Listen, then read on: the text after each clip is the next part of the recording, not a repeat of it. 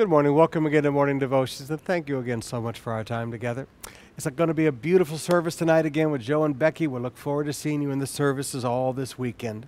I want us to go back today to the book of Psalms, chapter 63, beginning with verse 1, one of my favorite passages. Oh God, you are my God. You're not just somebody else's God. You're not my parents' God. You are my God. Earnestly I seek you. My soul thirsts for you. My body longs for you in a dry and weary land when there is no water. I have seen you in the sanctuary and beheld your power and your glory. Because your love is better than life, my lips will glorify you. Now go back to that verse 1. Earnestly I seek you. My soul thirsts for you. My body longs for you.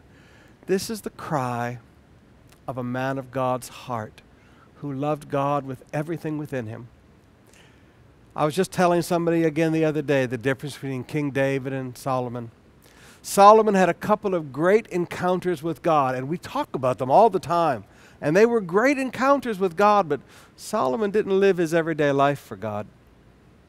He never even produced a son that could become an heir. He had no son qualified to become an heir. Solomon had some great encounters, but he didn't have a consistent relationship with God. David, poor David, had one big season of screw-up in his life. Just one. Most of his life, 99% of his life was great. He had one season of screw-up, and that's all anybody ever remembers is Bathsheba. But David lived a consistent life of seeking God from the time he was a little boy on the sides of the Judean hills, just playing his little harp and singing and worshiping and watching the sheep. This was the heart of David, so different than the heart of Solomon. Solomon had a couple of great encounters with God, and after that, he had more of a heart for foreign princesses. David messed up one time real bad, but he had a heart for God. I want to challenge you today. I want to beg you today. Would you just begin to get thirsty for the things of God? Would you just begin to cry out for more of God in your life? Would you begin to cry out, God, my soul thirsts for you. My body longs for you. God, I so need your presence. It's affecting me physically.